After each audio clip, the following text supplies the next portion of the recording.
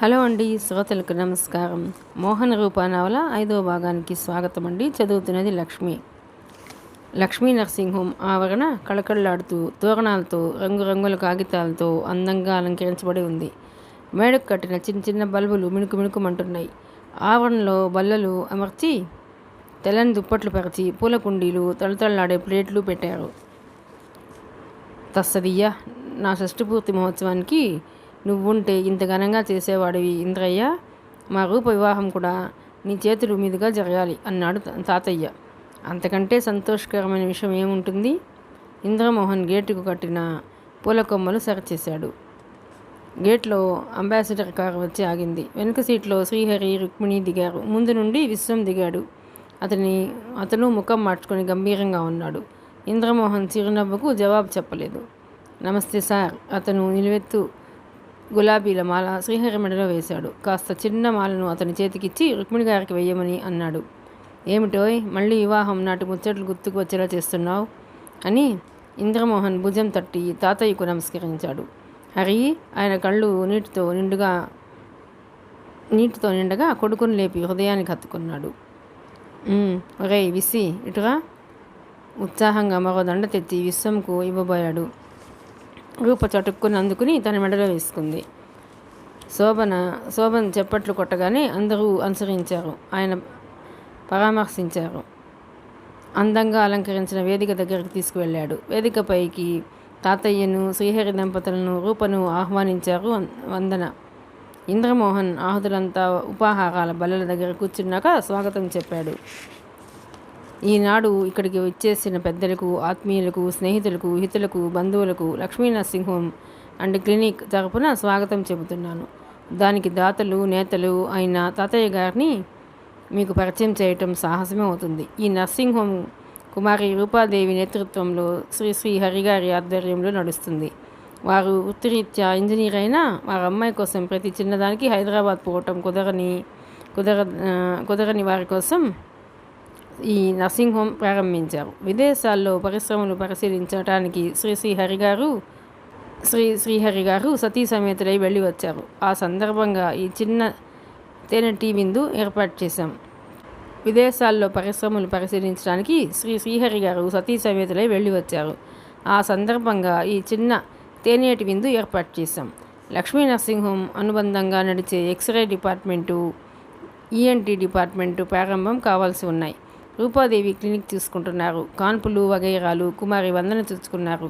కొన్నిసార్లు బయటకు వెళ్ళి రోగులను చూడవలసి వచ్చేది. అలాంటప్పుడు రూపాదేవికి సహాయంగా శోభన్ గారు వెళ్ళేవారు. డాక్టర్ శోభన్ ఉత్సాహవంతులైన యువకులు పోస్ట్ గ్రాడ్యుయేషన్ చేయాలని హైదరాబాద్ వెళుతున్నారు. అతనికి వీడ్కోలు చెబుతూ అతనికి మంచి భవిష్యత్తు ఉండాలని కోరుతూ మీరందరూ పలహారం ప్రారంభించాలని కోరుతున్నాను. ఇంద్రమోహన్ వేదిక దిగాడు. నర్సింగ్ హోమ్ కట్టడం నిర్విఘ్నంగా జరిగిందంటే దానికి కారణం ఇంద్రమోహన్ అని శ్రీహరి ప్రశంసించాడు. ఇంద్రయ్య నిజంగా సమర్థుడైన కుర్రాడు. తాతయ్య ఆశీస్సులు అందజేశాడు. అర్ధరాత్రి అపరాత్రి అనక తనకు చేయూతనిచ్చి తండ్రి లేడన్న భావం రానియకుండా నర్సింగ్ హోమ్ నడపటంలో ఇంద్రమోహన్, శోభన్ ప్రముఖ పాత్రలు వహించారని రూపాదేవి చెప్పింది. అల్పాహారపు విందు ప్రారంభమైంది. ఇంద్రమోహన్ బొంగరంలా తిరుగుతున్నాడు. ప్రతివారు అతన్ని పిలవటం, ఏదో అడగటం, అతను అందరికీ జవాబులు చెబుతున్నాడు. అరగంట గడిచింది. విశ్వం ఎక్కడా కనిపించలేదు. ఆదుర్దాగా చుట్టూ కలయి చూశాడు. ఎక్కడా లేడు. వెళ్ళి రూపాదేవిని అడిగాడు. నాకేం తెలియదు అని తల్లితో కబుర్లలో పడిపోయింది. ఆమె నిర్లక్ష్యపు ధోరణికి అతనికి విసుగు కలిగింది. తన గదికైతే వెళ్ళలేదు కదా. గదివైపు వెళ్ళబోయాడు. ఇంద్రయ్య, తాతయ్య పిలిచాడు. ఏం తాతయ్య? కంగారు కప్పిపుచ్చుకుని అడిగాడు. తస్సదియ్య, జహంగిరీలు భలే కుదిరాయి. ప్లేట్లలో పెట్టినవేనా లేక అడిగితే మరొకటి వేస్తారా? మీరు అడిగితే వేయకుండా ఉంటామా తాతయ్య? బుట్ట పట్టుకొచ్చాడు. ఏమయ్యో నాకనుకునేవు వీళ్ళు అడుగుతున్నారు ప్రక్కవారిని చెప్పాడు. ఇంద్రమోహన్ నవ్వి ప్రక్కవారికే వడ్డించిపోబోయాడు.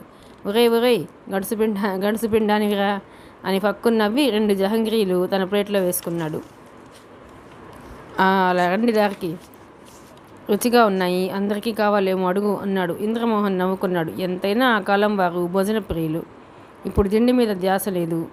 ఏం తింటే లావెక్కిపోతామోనన్న భయం. ఆనాడు లావు సమస్యలు లేదా అనుకుంటే తిన్నదానికి రెట్టింపు పని ఉండేది, నడక ఉండేది. అందుకే తిండి దగ్గర అంత మొహమాట పడవలసి వస్తుంది. బుట్ట బల్ల మీద పెట్టి గది వైపు బయలుదేరాడు. ఇంద్రమోహన్ పవర్ హౌస్ స్టాఫ్ వచ్చినట్టున్నారు చూడు, శ్రీహరి పిలిచాడు. ఈ ఒక్కరోజు చేస్తే మాట కాదు అనుకున్నాడు. వాళ్ళందరినీ కూర్చోబెట్టి ఖాళీ అయిన బల్లలు బాగు చేయించి ఉపహారం పెట్టించాడు. ఏమండోయ్ మేనేజర్ గారు, క్లినిక్లో తన గదిలో ఉన్న వస్తువుల అంపకం పెడతాడట శోభన్ గారు. నేను వెడుతున్నాను, గెస్టుల సంగతి మీరే చూసుకోవాలి, రూపాదేవి ఆజ్ఞాపించింది. ఆమె ముఖం కాంతివంతంగా ఉంది, కళ్ళు మెరుస్తున్నాయి, ఎప్పటికంటే హుషారుగా ఉంది. ఎంతైనా తల్లిదండ్రులు వస్తున్నారంటే హుషారుగా ఉండదా మరి అనుకున్నాడు. మోహన్, నాన్నను రుక్కును వదిలి అరగంటలో వచ్చేస్తాను. శ్రీహరి కారు తీసుకుని వెళ్ళిపోయాడు. అబ్బా, ఖైదు చేసి వెళ్ళారు. ఈ విసిగాడు ఎక్కడికి వెళ్ళాడో. రూపాదేవికి అంత నిర్లక్ష్యం తగదు అనుకున్నాడు. అందరూ వెళ్ళేసరికి రాత్రి 9 దాటింది. స్టాఫ్ సామాన్లు సర్దుతున్నారు. రూపాదేవి గొంతు గట్టిగా వినిపించేసరికి ఇంద్రమోహన్ అటు వెళ్ళాడు. శోభన్ ఎర్రబడిన ముఖంతో ఎదురు వచ్చాడు. ఏమిటి శోభన్, ఏం జరిగింది? హత్య జరిగేది కానీ వదిలివేశాను. సంస్కారహీనుడు, చవట. అతని నోటి గుండా ఇలాంటి మాటలు వినటం ఇదే ప్రథమం. అభ్రమణ్లా ఉంది అతని ముఖం. ఎవరు శోభన్? అదే నీ ఫ్రెండ్ విశ్వం. చచ, ఒక్క స్త్రీతో నవ్వినంత మాత్రాన అలా అంటారా? ఆమె నాకు అక్క వరస తెలుసా? మండిపడ్డాడు. ఇంద్రమోహన్ అతని భుజం మీద చేయి వేసి అనునయంగా అసలు విషయం చెప్పమని అడిగాడు. ఆమెకు ఛార్జ్ ఇద్దామని పిలిచాను. అక్కడ ఉన్న డ్రగ్స్ లెక్క చూసుకోమన్నాను. కాంపౌండర్ కాస్త చేతివాటం ఉన్నవాడు. అవును, అది గమనించాను అన్నాడు ఇంద్రమోహన్. అదే నేను చెబితే ఆవిడ దొంగ చేతికే తాళాలు ఇస్తే అన్నారు. ఆ సిద్ధాంతం ఇప్పుడు వర్తించదు, వాడు తాళంతో సహా చెక్కేస్తాడు అన్నాను. ఇద్దరం నవ్వాం. పెద్ద ఫోజ్ పెట్టుకుని వచ్చాడు విశ్వం. ఎన్నాళ్ళ నుండి నాటకం అని పిచ్చి పిచ్చిగా వాగుతున్నాడు. వాడికి మతిపోయింది. ఇంద్రమోహన్ ఆదుర్దాగా లోపలికి వెళ్ళాడు. డబ్బు ఉండవచ్చు, కాస్త ఒళ్ళు దగ్గర పెట్టుకుని ప్రవర్తించమను హెచ్చరించాడు శోభన్. అతను నాగపాములా బుసలు కొడుతున్నాడు. ఇంద్రమోహన్ గదిలోని దృశ్యం చూసి నోటమాట కానట్టు నిలబడిపోయాడు. ప్రత్యర్థుల్లా ఒకరినొకరు తీక్షణంగా రూపాదేవి విశ్వం గదిలో నిలబడ్డారు. ఇద్దరి మధ్య అడ్డుగోడ కడతానన్నట్టు డైరీ రెపరెపలాడుతోంది. దాన్ని చూస్తే ఎవరో నెలకేసి కొట్టినట్టుంది. ఆ డైరీని చూడగానే ఇంద్రమోహన్ ముఖం పాలిపోయింది. ముఖంలో రక్తం లేనట్టు అయింది. అతని కాళ్ళల్లో సన్నగా వణుకు ప్రారంభమైంది. మిస్టర్ ఇంద్రమోహన్, హాయిగా సినిమాల్లోకి వెళ్ళకపోయారా? నటుడిగా రాణించేవారు. అసహ్యం వెటకారం మేళవించిన కంఠంతో అన్నది. రూపగారు, నా పేరు రూపాదేవి. ఏం మగవాళ్ళు యూనివర్సిటీ డిగ్రీలు పొందారు, కాపీ కొట్టి ఉంటారు. విద్యాధికులైన అమ్మాయి పెళ్లి చేసుకుంటానంటే ఒకరికి అనుమానం వస్తే మరొకరు అమ్మాయి గుణగణాలు పరిశీలిస్తారు. బేష్, భారత యువకులకు మీరు చూపిన బంగారు బాట. మాటలు మీరొద్దు, నీ అసలు సంగతి బయటపడింది. విశ్వం మరిచాడు కోపంగా. నోరు ముయ్యి, ఆ మాట నేననాలి. ఆమె ముఖం చూస్తే కోపంతో ఎగబడిందనిపించింది. మా విషయాలు బయటపడినా అభ్యంతరం లేదు. మేము మగవాళ్ళము. మీ మగతనం ఊరేగించుకొని సన్మానాలు చేయించండి. తక్షణం ఇక్కడి నుండి దయచేయండి. మేము గర్వంగానే పెడతాం. నీ గతి ఏమవుతుందో ఆలోచించు. అసలు మెడిసిన్ చదివిన వాళ్లకు క్యారెక్టర్ ఉంటుందనుకోవటం అంతే. అతని చెంపలు అదిరిపోయాయి. వాచ్మెన్ ఆమె ఆడపులిలా గర్జించింది. ఇంద్రమోహన్ విశ్వాన్ని బలవంతంగా బయటికి ఇచ్చుకుపోయాడు. అప్పటికి వందనతో సహా రూపాదేవి గదిలోకి వెళ్ళటం చూచాడు. ఆ క్షణంలో భూమి బ్రద్దలై తను అందులో ఇమిడిపోతే బాగుండును అనిపించింది. అసహ్యంతో చూచే రూపాదేవి కళ్ళ ముందు కదిలింది. అతని హృదయం కుంచుకుపోయింది. ఒరేయ్, దాన్ని బజారుకి ఇడుస్తాను, బ్రతుకు బండలు చేస్తాను గింజుకున్నాడు విశ్వం. మిగిలిన దెబ్బలు ఏమైనా ఉంటే నేను వేయాల్సి ఉంటుంది. ముందు నువ్వు బస్ ఎక్కు. నీవు నోరు బాగేసుకుని ప్రచారం చేయగానే నమ్మటానికి ఇదేం సినిమా కాదు. ఇక్కడి వాళ్ళకి ఆమె దేవత తెలుసా? ఓహో, చాలా సమర్థిస్తున్నావు. ఆమె ప్రియులలో నువ్వు ఉన్నావా? విశ్వం నోరు అదుపులో పెట్టుకో. నువ్వు ఇక్కడ ఉండటం ఎవరికీ మంచిది కాదు. బలవంతంగా అతన్ని బస్టాప్కి పంపి నుదుట పట్టిన చెమట తుడుచుకున్నాడు. అతను ఆత్మగ్లానితో కుంచుకుపోయాడు. రూపాదేవికి ఎలా ముఖం చూపాలి? ఇంత చక్కగా జరిగిన పార్టీలో ఇదేం అపశృతి? ఏమయ్యా ఇంద్రయ్య, నీకిదేం బుద్ధి? అన్నీ వదిలేశాం. ఇంటివాడి కన్నా ఎక్కువగా చూచాం. మందులు వస్తువులు దొంగతనంగా విశ్వానికి అందిస్తున్నావా? తాతయ్య అడిగాడు. అతను కోపంగా లేడు. తన అంచనాలు తప్పిపోయాయన్న బాధతో గిలగిల్లాడుతున్నాడు. తాతయ్య, నేను దొంగతనం చేశానా అని అడగబోయాడు. వెంటనే ఆమె ఇబ్బంది అర్థం చేసుకున్నాడు. ఏ యువతి అయినా తన గుణగణాలు పరిశీలించడం కోసం ఒక వ్యక్తిని నియమించారని ఎలా ఎలా చెబుతుంది? తాము సిగ్గుమాలిన పని చేసినా మరో విధంగా సమర్థించుకున్నది. ఆ డైరీ చదివిన వారెవరైనా చేసే పని అదే. తనను ఎక్కడ దెబ్బ కొట్టాలో అక్కడే కొట్టింది. ఎందుకు చేసావు ఇంద్రయ్య? డబ్బు కోసం అన్నాడు గొంతు పెగల్చుకుని.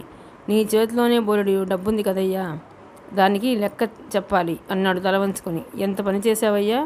విశ్వానికి జాగ్రత్త కాకపోతే మా రూపని ఇచ్చి చేద్దామనుకున్నాను కదయ్యా. విశ్వానికి వాగ్దత్త కాకపోతే మా రూపనిచ్చి చేద్దామనుకున్నాను కదయ్యా. మన్నించండి తాతయ్య అని మాత్రం అనగలిగాడు. ఎక్కడో పొరపాటు జరిగి ఉంటుందని ఇంద్రమోహన్తో మాట్లాడి మనుమరాల్ని కేకలు వేద్దాం అనుకున్నాడు.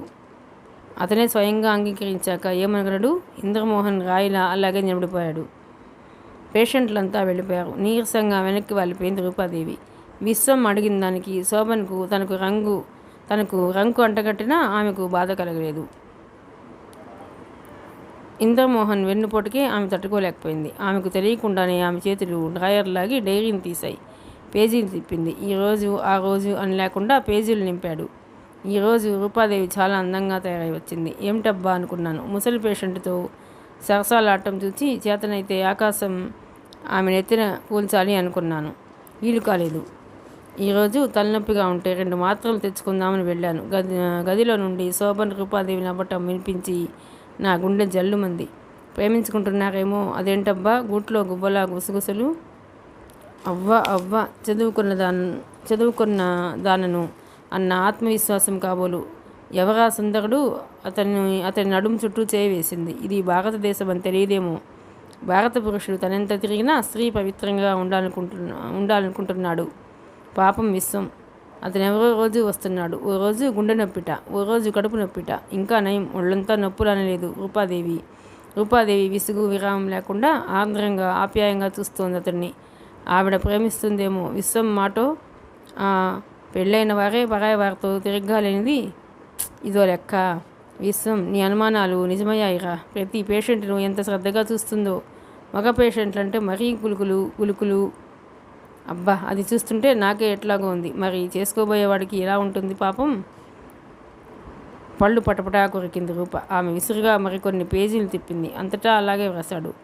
డేట్లు వేశాడు. ఆమెకు ఆనాటి తారీఖు చూసి అదిరిపోయింది. రాత్రంతా రోగితో హోరీ పోట్లాడినంత పని అయింది. కేకలు, బొబ్బలు, గోల అతని నుండి తప్పించుకుని నిద్ర ఇంజెక్షన్ ఇవ్వటానికి ఎంత ప్రయత్నం చేయాలో అంతా చేసింది. దానికి ఇంద్రమోహన్ సహకరించాడు కూడాను. ఆ రాత్రి ఊహించలేను.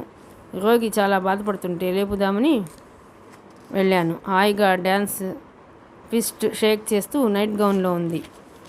మందలించాలని అనుకుంటే అసలు తను నాకు అవకాశమే ఇవ్వలేదు. అతను బయటికి వచ్చి, డార్లింగ్ కండిషన్లో లేదు, వెళ్ళవయ్యా అన్నాడు. ఎంత దారుణం! నిజంగానే దారుణం. నేను క్షమించకూడదు అని బల్ల మీద గుద్దింది. ఆమె రక్తం సలసలా కాగిపోతోంది. అతని అమాయకత వెనుక ఇంత విషయం ఉందా? పేజీ తిప్పింది. అక్కడే ఆమె దృష్టి అతుక్కుపోయింది. ఆ రోజు తనకు బాగా తెలుసు. వెనుక స్టాఫ్ రూఫ్ వేస్తున్నారు. కూలీలకు స్వయంగా టీ చేసి ఇచ్చాడు ఇంద్రమోహన్. 11 గంటల వరకు అక్కడే ఉన్నారు. రాత్రి అయిందని పంపించి వేశాడు. ఆ రోజు కార్యక్రమం ఎంత దారుణంగా వర్ణించాడు. మధ్యాహ్నం నుండి ఆసుపత్రిలో, ఇంట్లో డాక్టర్ అమ్మ జాడే కనిపించలేదు. ఎవరో వచ్చి తీసుకువెళ్ళారు అని చెప్పారు. డాక్టర్ అమ్మ గారి కోసం అందమైన పేషెంట్లు వస్తారు, వారితో వెళ్ళిందేమో అనుకుని సాయంత్రం అలా బయటికి వెళ్ళాను. హిల్ కాలనీ దాటి వచ్చేసరికి చుట్టూ గుట్టలు, చెట్లు ఉన్నాయి.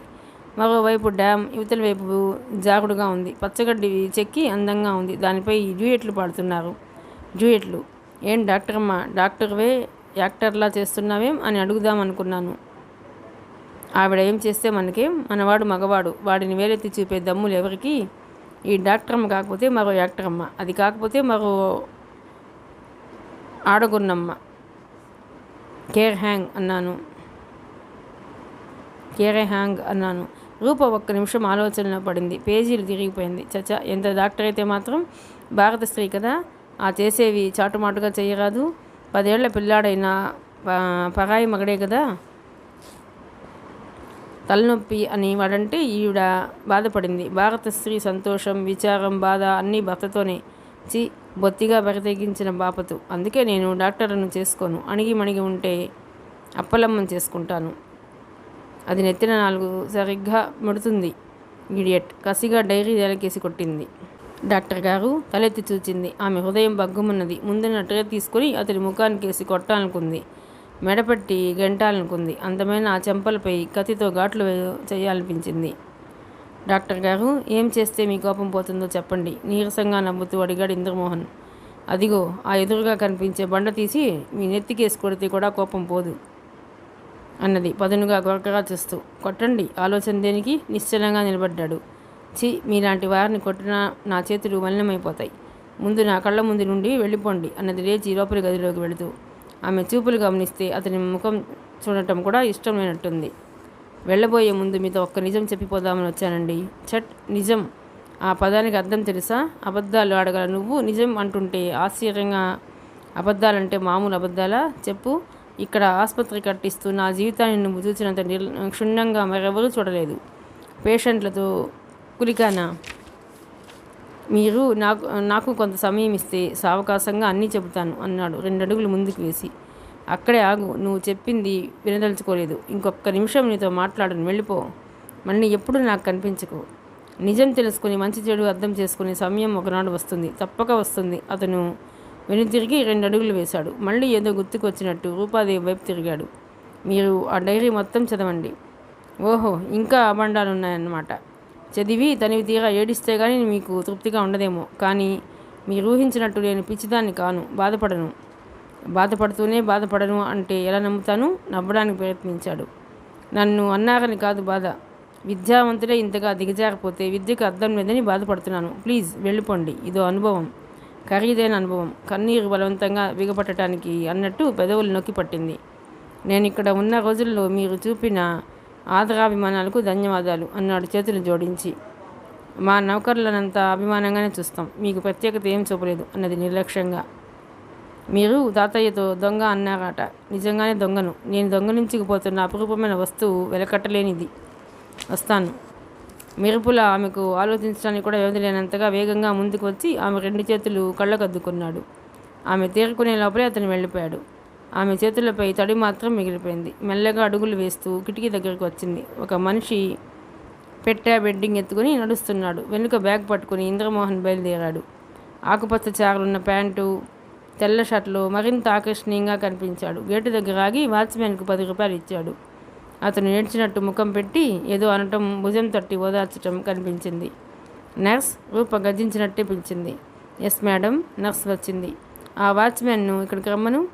5 నిమిషాల్లో వాచ్మెన్ అక్కడికి వచ్చాడు. తిండి ఎక్కువైందా? అతను తెల్లబోయాడు. అసలు యజమానురాలతో మాట్లాడటమే చాలా తక్కువ. ఈ స్థాయితో మాట్లాడటం ఇదే మొదటిసారి. ఉద్యోగం చేయాలని ఉందా? అమ్మా చేతులు నలుపుకున్నాడు. ఒక నౌకరిగాడి దగ్గర డబ్బు తీసుకుంటావా? అరిచినట్టు అడిగింది. అయ్యే ఇస్తే నసిగాడు. తల్లి, అతనిపై అంత పెద్ద నింద మోపావు. ఏ క్షణంలో ఏం చేస్తావో అన్నట్టు చూచాడు. ఆమె ముఖం తిప్పుకుంది. అయ్యా పళ్ళు కొరికింది. అతను వెళ్ళిపోయాడు. నర్స్ అయోమయంగా చూచింది. కింద పడిన డైరీ జాగ్రత్తగా టైర్లో పెట్టింది. మేడం, ఇంద్రమోహన్ గారు దొంగతనం చేస్తున్నట్లు ఎవరైనా చెప్పారా? మీరు స్వయంగా చూచారా అని అతి మెల్లగా అడిగింది. ఎందుకు? అతి తీక్షణంగా అడిగింది. ఎవరైనా అసూయతో చెప్పారేమోనని. ఆయన అలాంటి వారు కారు. నేను చెడ్డదాన్నా? అబ్బే, అలా అనలేదు. ఏదైనా పొరపాటు జరిగిందేమోనని. నసిగి వెళ్ళిపోయింది. పదునైన కత్తి. అందరి గుండెల్లో అభిమానం సంపాదించాడు అనుకుంది పెదవి నొక్కిపట్టి. అందరూ వెళ్ళిపోయాక చాలాసేపు బల్ల మీద తలవాల్చి కూర్చుంది. మీకు టీ చేసి ఇవ్వటంలో ఆనందం ఉందండి. అబ్బే, వేరే మందులు ఎందుకు? మీ చిరునవ్వులు చాలు రోగాలు నయం చేయటానికి. ముఖస్థుతి అనుకోకపోతే ఓ మాట చెబుతాను. మీ సౌజన్యం, సహనం చూస్తుంటే అందరూ ముగ్ధులైపోతారు. డాక్టర్లు అలా ఉండాలని అంటారు. మా విశ్వం పట్ల నిజంగా అసూయ కలుగుతుంది. అసూయతో నేనా ఇదంతా చేసింది? ఆమె మనసు మదన పడింది. ఒక్కరోజు ఆగితే దాని నిర్ణయం తెలిపేది. తన సర్వస్వం సమర్పించుకుందాం అనుకున్నది. అలాగే కూర్చుండిపోయింది. హాయ్ బ్రదర్, మనవాడికి మహోపకారం చేసావురా. చక్రం గ్లాస్ పట్టుకుని ఎదురు వచ్చాడు. ఇంద్రమోహన్ పురుగును చూసినట్టు చూచాడు. విశ్వం తెలివిలో ఉన్నావా గంభీరంగా అడిగాడు. ఏమిట్రా నీ ఉద్దేశం? నేను త్రాగానన్నా? కోపంగా లేచాడు. గోడ ఆసరాగా చేసుకొని లేచాడు. తాగితే తప్పే ముందులే, నాకిచ్చిన అప్పు తిరిగి ఇద్దామని వచ్చాను అన్నాడు నోట్లు బల్ల మీద పడేస్తూ. "ఆ, నిజంగా తెచ్చావా? ఎక్కడిదిరా ఈ డబ్బు?" "నీలాగే మరో స్నేహితుడు ఇంకో పని చేయటానికి ఇచ్చాడు. ఛాన్స్ అంటే నీదేరా. ఇంకో అమ్మాయి దగ్గరికి వెళుతున్నావా?" సంబరంగా అడిగాడు చక్రం. అతని కళ్ళు ఎర్రగా ఉన్నాయి. "ఒక్క అమ్మాయి కాదురా, 100 మంది ఉన్నారు. విస్సీ, నీ స్నేహితుడిగా ఒక సలహా ఇస్తున్నానురా. మీ నాన్న సంపాదించి పెట్టాడని విచ్చలవిడిగా ఖర్చు పెడుతూ అర్థం లేని అనుమానాలతో తాడు లేని బొంగరంలా చేసుకోకు జీవితాన్ని." "ఏమిటి తాడు లేని బొంగరమా?" ఫక్కుని నవ్వాడు. "ఏది రాని తాడేది?" ఒళ్ళంతా తడిమి చూచాడు చక్రం. వీడి తాడు రూపాదేవి దగ్గర వదిలేశాడు. "నోరు ముయ్యి, ఆవిడని ఒక్క మాట అనే అర్హత మనకు లేదు" అన్నాడు డబ్బు విస్సముడిలో పడేసి. "ఒరేయ్, చడ్డీలు కట్టని నాటి నుండి స్నేహం చేశాంరా. బోడి రూపాదేవి ఎప్పుడు పరిచయమైంది? ముందు నోరు మూసుకుని లెక్క చూసుకో" అని అసహ్యంగా చూచి వెనక్కి తిరిగాడు. బుద్ధి ఉన్నవాడు పిల్లలకు విద్యాబుద్ధులు చెప్పించాలి తప్ప డబ్బు సంపాదించకూడదు. ఆ డబ్బు సంపాదనే పిల్లలను పాడు చేస్తుంది. విశ్వం ఎలా మారిపోయాడు? ఆరోగ్యం ఎంతగా దెబ్బతిన్నది? త్రాగడం మూలాన బాగా ఒళ్ళు వచ్చింది. పెద్దవాడిలా కనిపిస్తున్నాడు. ఎందుకు అలా ఒళ్ళు మరచి తాగటమో అర్థం కాలేదు. గట్టిగా అంటే సంపాదించలేని వాళ్ళు, చేతకాని వాళ్ళు అలాగే అంటారని అపప్రద కూడా ఉంది. ఇంద్రమోహన్కు మళ్ళీ ఉద్యోగాన్వేషణ ప్రారంభమైంది. అదే పని మీద ఒక మిషనరీకి వెళితే శాంసన్ కనిపించాడు. వీలైతే ఉద్యోగం చూస్తాను కానీ తనకో సాయం చేయమని కోరాడు. కొన్ని ఆంగ్లంలో ఉన్న ఉపన్యాసాలు తెలుగులోకి అనువదించమని కోరాడు.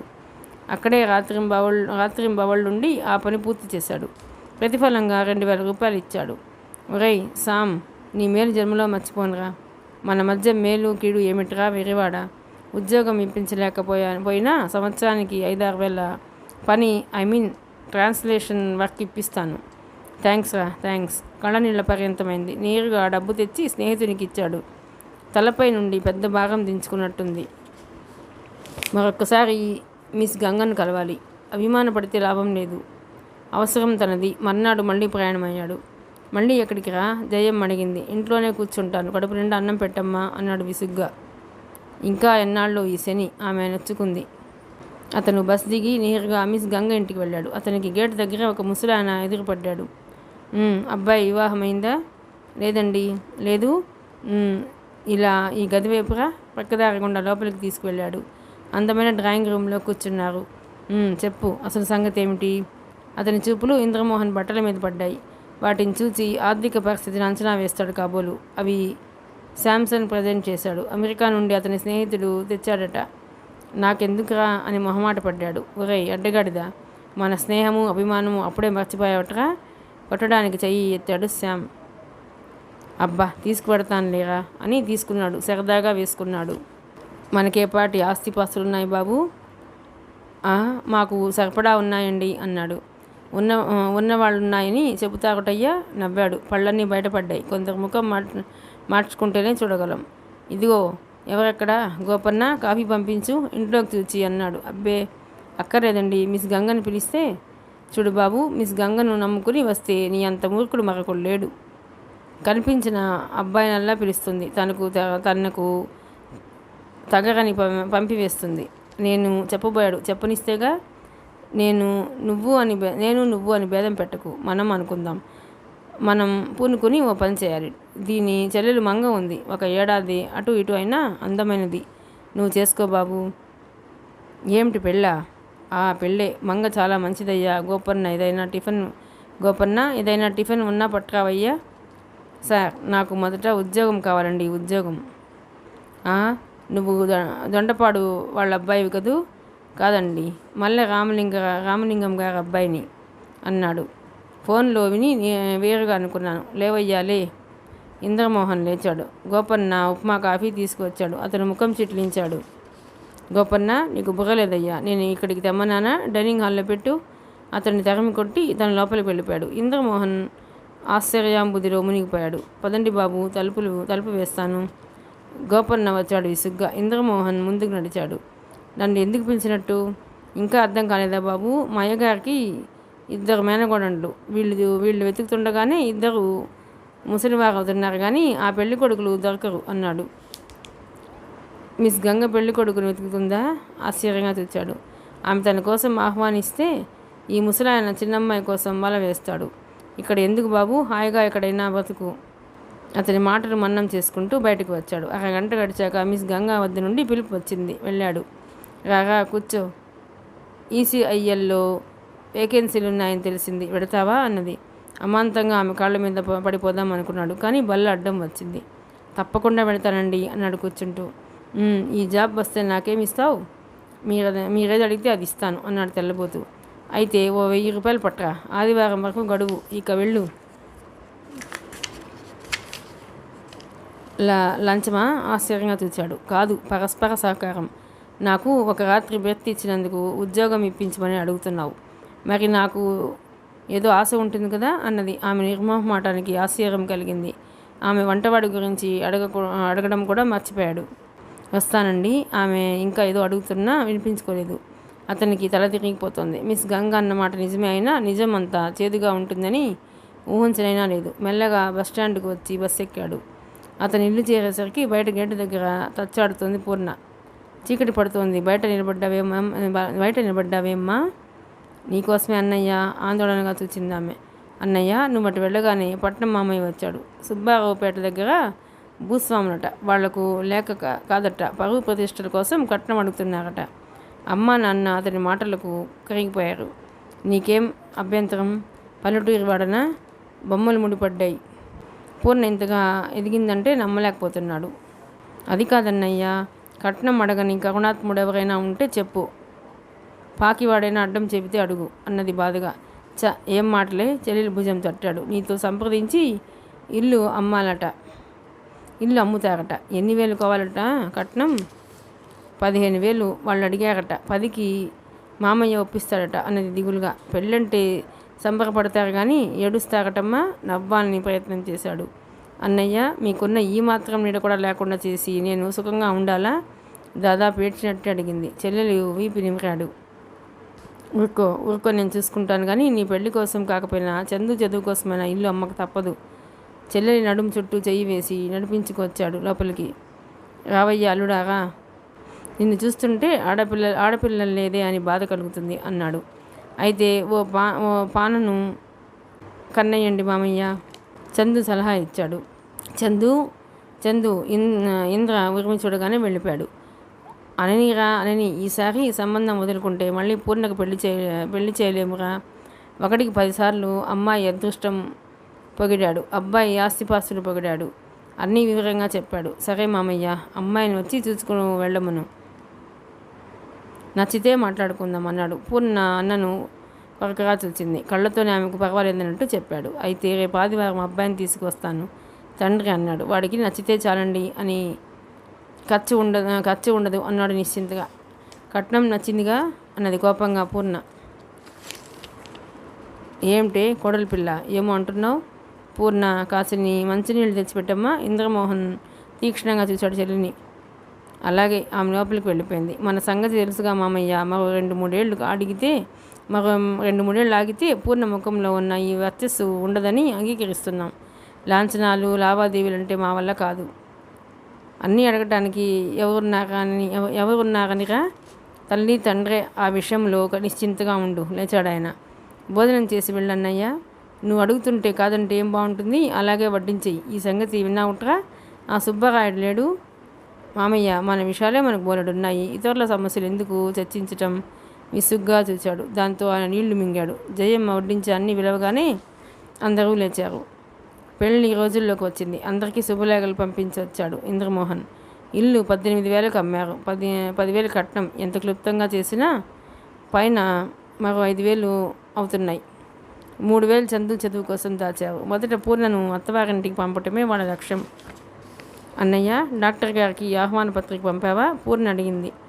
అక్కడ జరిగింది ఏమిటో పూర్తిగా తెలియకపోయినా భేదాభిప్రాయాలు వచ్చాయని, అందుకే వచ్చేసాడని తెలుసు పూర్ణకు.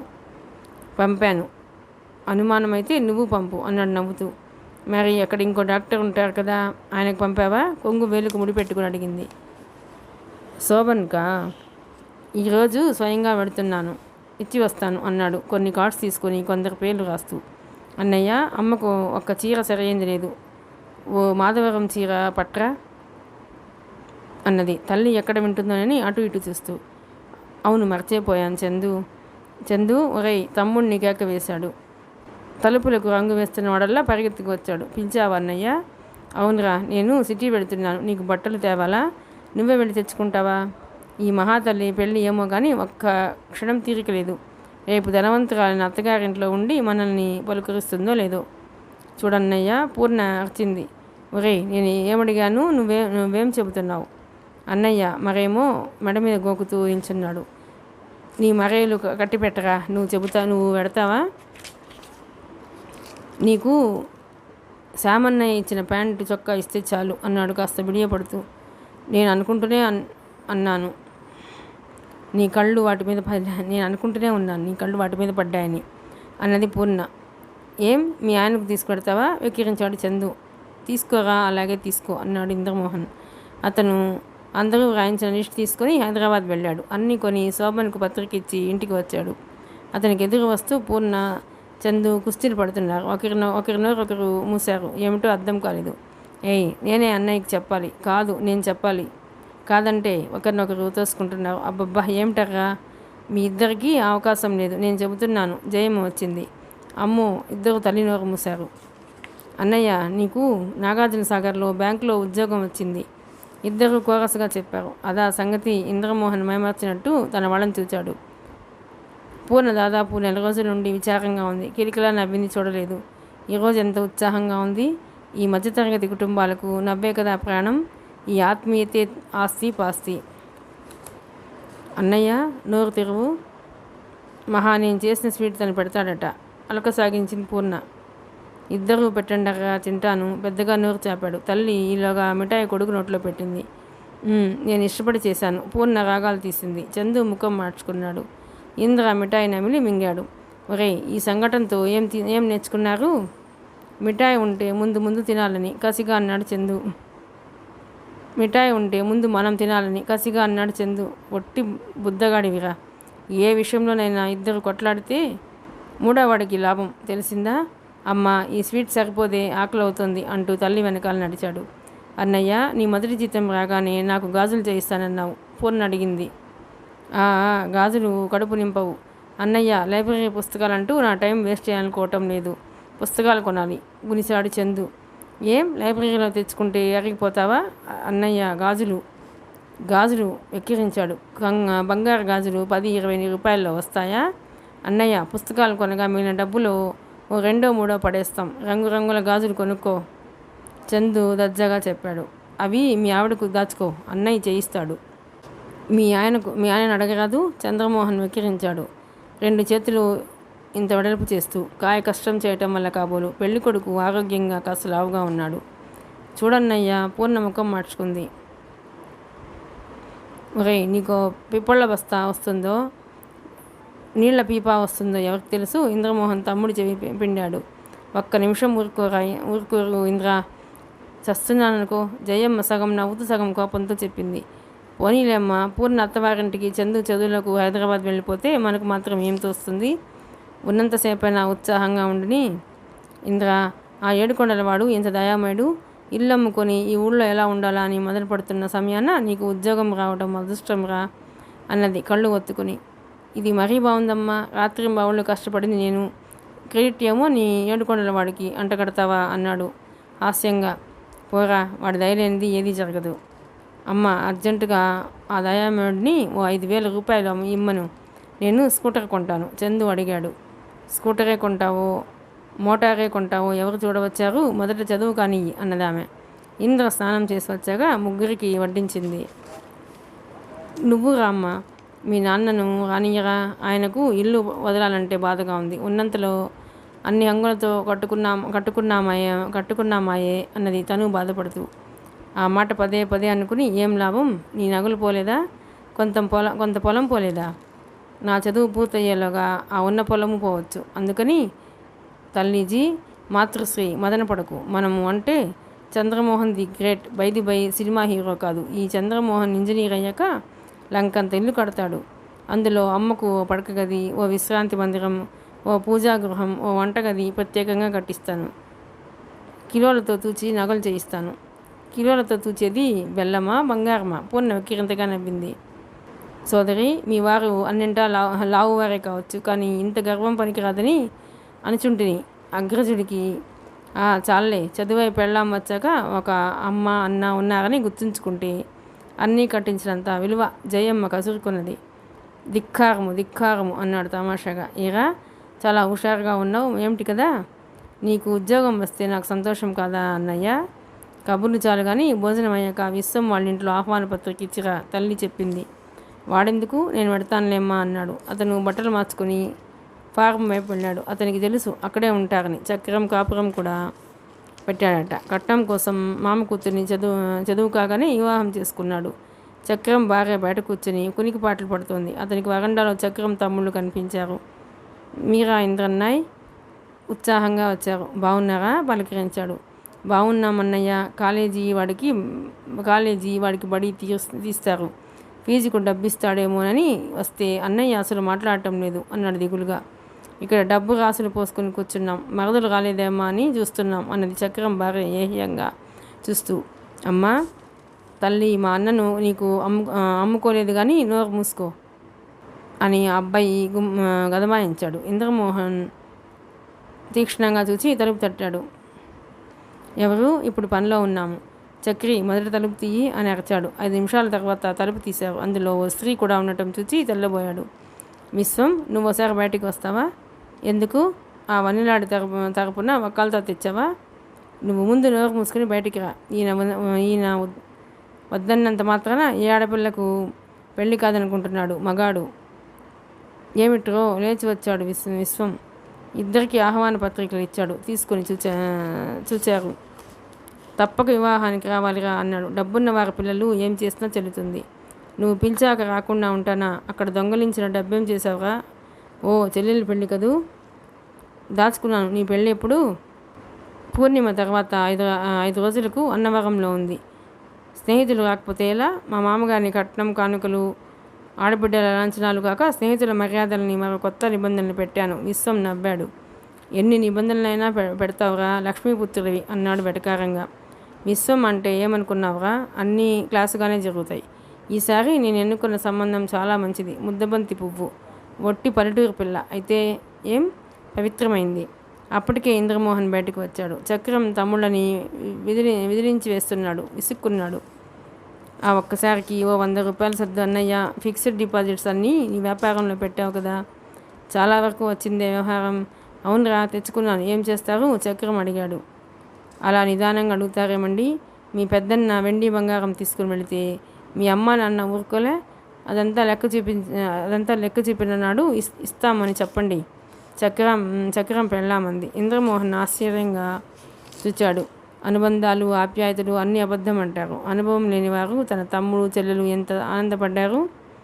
మరో జన్మ ఎత్తిన ఆప్యాయత చక్రం పొందగలడా? డబ్బు సంపాదించి దాచుకున్న త్రాగిన ఆ అనుభూతి వస్తుందా? ఆ ఆప్యాయత చాలు తను బ్రతికినడానికి. చక్రం విసురుగా తలుపు వేసుకున్నాడు. బాబు ఆప్యాయంగా కుర్రాడు భుజం తట్టాడు. పెళ్లి ఖర్చులు చేస్తున్నాడు. అందులో మిగిలిన 100 రూపాయలు తీసి ఇచ్చాడు. వద్దండి, చేయి చాపలేదు. దానం చేసేటంత ధనవంతుడిని కాను తమ్ముడు, అప్పిస్తున్నాను. ఆత్మీయత మర్చిపోయిన అన్నను దేవరించే కంటే పొద్దున లేచి 10 ఇండ్లకు పాలు ఇచ్చి డబ్బు తెచ్చుకోండి అన్నాడు గంభీరంగా. మాకు ఎవరిస్తారన్నయ్యా? ఇదిగో ఈ అడ్రస్కి వెళ్ళు. కొందరు చదివి స్వార్థపరులైతే కొందరు నిస్వార్థంగా తోటి వారికి సహాయపడతారు. చిన్న కులంలో నుండి వచ్చి క్రిస్టియన్ అయిన శ్యామ్ పెద్ద బుద్ధి గలవాడు అని అడ్రస్ ఇచ్చాడు. వారు నోటితో చెప్పలేని భావం కళల్లో కనిపించింది. నమస్కరించి వెళ్ళిపోయారు. ఇంద్రమోహన్ ఒక్కడుగు ముందుకు వేశాడు. చక్రం అతడి భార్య బుసలు కొడుతూ వచ్చారు. ఒరేయ్, నా తమ్ముళ్ళకి డబ్బు ఇవ్వడానికి నువ్వెవడుగా? నీ మొగుడిని అడగడానికి నువ్వెవడుగా? ఒరేయ్, అసలు సంగతి నీకు తెలియదు, వడ్డీ సంగతి కూడా తెలియదు. ఏమిటో సెలవి మిత్రమా?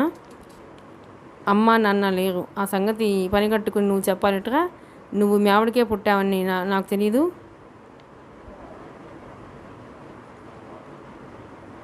మాటలు మర్యాదగా రాని.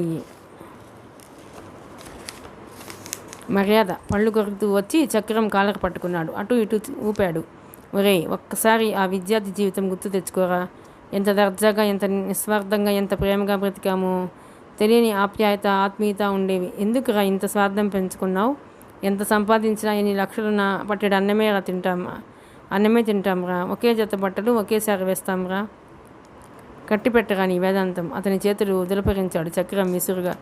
ఈరోజు కాదురా, లక్షలున్నా బాగున్నావా అని పలకరించే దిక్కులేని నాడు, ఒంటరివాడివైన నాడు తెలుస్తుంది ఆత్మీయుల అవసరం. వస్తాను. చెరచరా బయటకు వచ్చేశాడు. అతని మనసు అల్లకల్లోలమైపోయింది.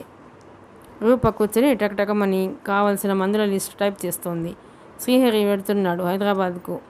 పోయిన నెలలో కాంపౌండర్ని పంపితే అన్నీ అవకతవకలే చేశాడు. తనకు కావాల్సిన కంపెనీ మందులు రిప్రజెంటేటివ్స్ తేవటం లేదు. అమ్మా, ఆయా వచ్చింది ఆదుర్దాగా. ఏమిటి దేవమ్మా? వాచ్మెన్కు జ్వరమట. రాత్రి ఎవరో కొంత ఇటుక మాయం చేశారమ్మా.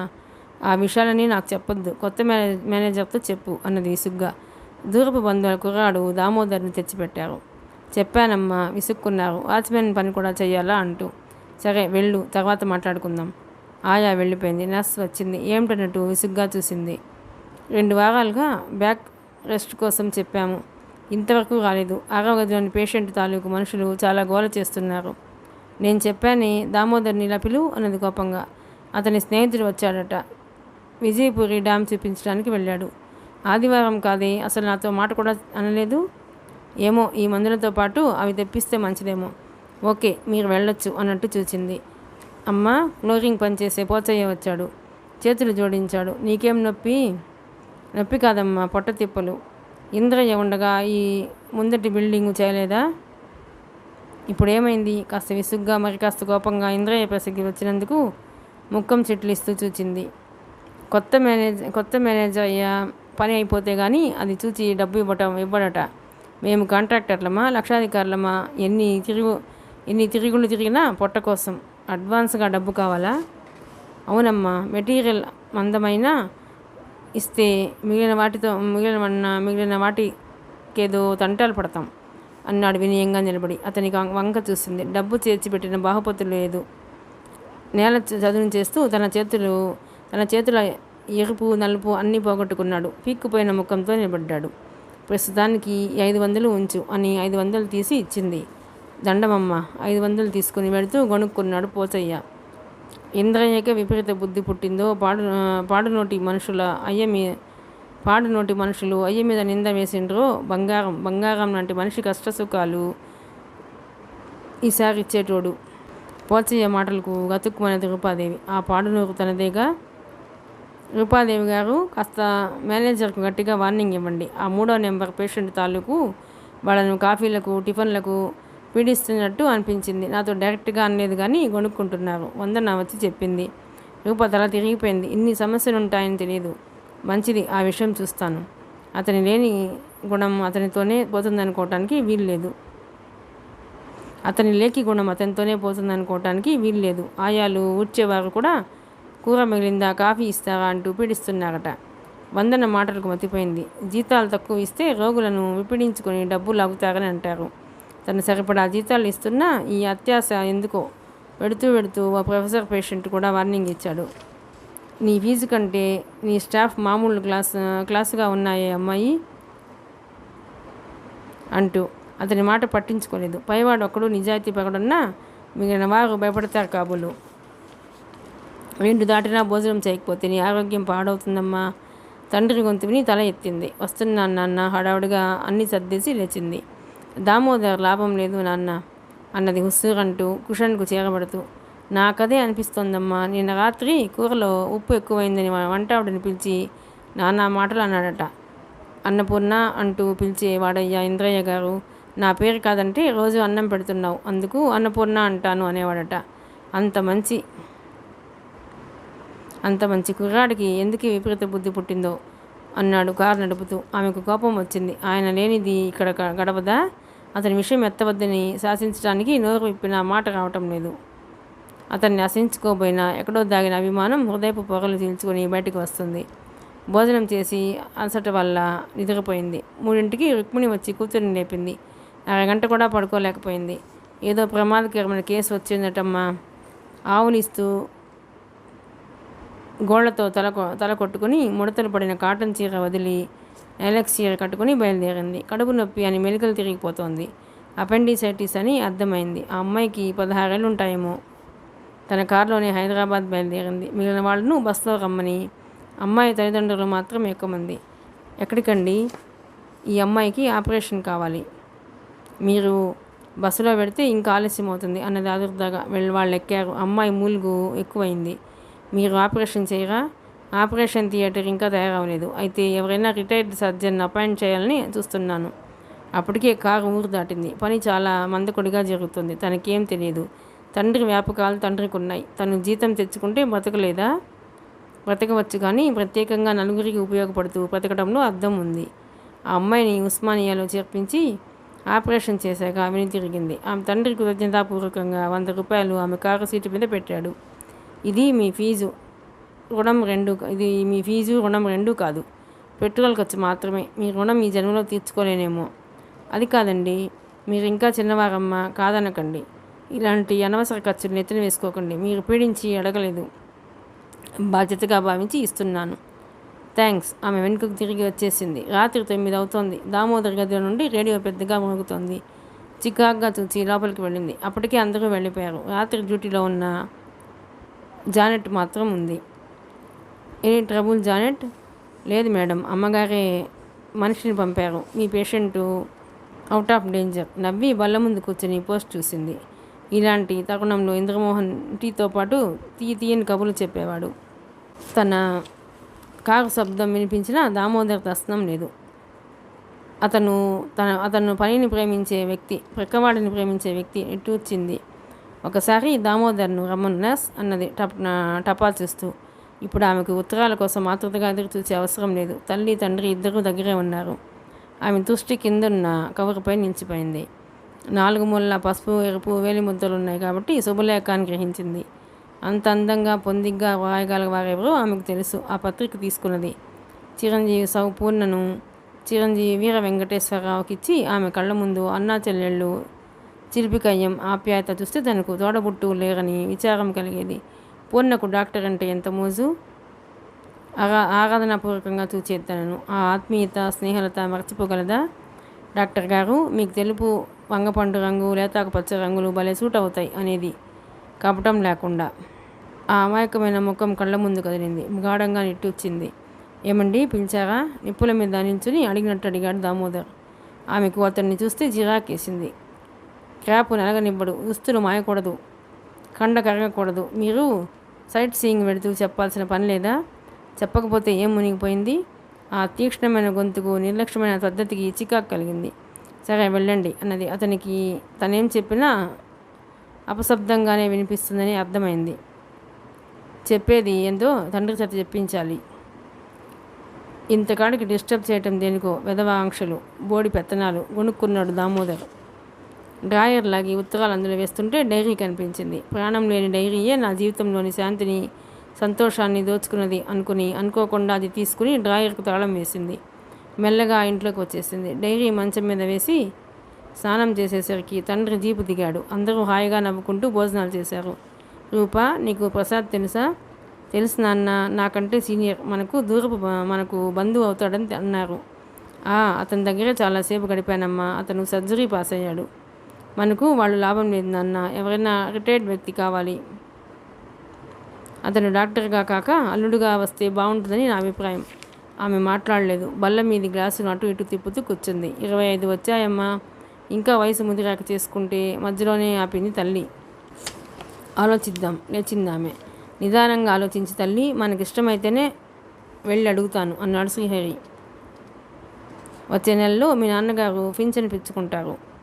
రిటైర్ అయ్యాక చేయడానికి ఎన్నో కార్యక్రమాలు ఉన్నాయి ఆయనకు. మేము ఊరెళ్ళితే నిశ్చింతగా ఉండగలమా? తల్లి అందుకుంది. ఆవేదనగా నుదురు రాచుకుంటూ తన గదిలోకి వచ్చింది. ఇంద్రమోహన్ వెళుతూ అన్న మాటలు మర్చిపోతున్న అతను, నిజమేనండి, చాలా విలువైన వస్తువును దొంగలించుకుపోతున్నాను. అతను దొంగలించిన హృదయం తిరిగి పొందగలదా? ఆమె వేళ్ళు డైరీని తిప్పుతున్నాయి. ఆమె ముఖం కోపంతో జేవరించింది. క్రింద వేయబోయింది, ఆగింది. పై విధంగా వ్రాస్తే సంతోషిస్తాడు. Fool, idiot. ఎంత మూర్ఖంగా వ్రాసాను. వాడు వ్రాయమన్న రూపాదేవి దినచర్య దీనివల్ల సంకుచితముడైన విశ్వం పీడ ఆమెకు వదులుతుందనుకున్నాను. కానీ ఆమె శీలంపై ఎంత నింద పడుతుంది. చీచి అని మధ్యలో ఆపినట్టుంది. డైరీ వ్రాసే అలవాటు లేని నేను నా ఆవేదనను చల్లార్చుకోవాలని రాస్తున్నాను. విశ్వం రుణ విముక్తుడిని అయ్యే అవకాశం లేదు. వాడి సంకుచిత తత్వం గురించి రూపాదేవికి ఎలా చెప్పను, ఏమని చెప్పను? ప్రతి ఉత్తరం పొడిగా ఉంటుందని నిందించాడు. ఒక పవిత్రమూర్తిని గురించి ఏం రాయని వీడికి చదువుకున్న స్త్రీలంతా చెడిపోయిన బాపతేనట. ఈసారి ఖచ్చితంగా వ్రాస్తాను. ఇన్ని అనుమానాలతో ఈ వివాహం చేసుకోవటంలో అర్థం లేదని. వాడిపై కోపంతో ఆమెపై ఎన్ని నిందలు వ్రాశాను. మీకు తగిన ఏ ఫారిన్ రిటర్నో చేసుకోండి అని చెబుతామని రూపాదేవి దగ్గరికి వెళ్ళాను. ఆమె చిరునవ్వు చూస్తూనే సర్వం మర్చిపోయాను. తెల్లని దుస్తుల్లో రూపాదేవి శాంతిదూతలా ఉంది. ఆమెకు జడ కంటే ముడే అందంగా ఉంటుంది. ఆమెను చూస్తుంటే మళ్ళీ జ్వరం తెచ్చుకుని రోగిని పోదాం అని ఉంది. ఆమె స్పర్శ మాధుర్యం దొరుకుతుంది. ఆ తర్వాత డైరీ నిండా ఆమెను గురించిన ప్రశంసలే, పొగడతలే. పరీక్షగా డైరీలో వ్రాత పరిశీలించింది. తన గురించి రాసిన అవాకులు చవాకులు అంతా ఒకే రకం సిరాతో ఒకే రోజు రాసినట్టుంది. మిగతావన్నీ ఏ రోజుకి ఆ రోజు రాసినట్టుంది. ఆమెకు అంతా అర్థమైంది. క్రింది పెదవి బిగబట్టి ఆలోచనలో పడిపోయింది. మిగతా కథ 6వ భాగంలో నుండి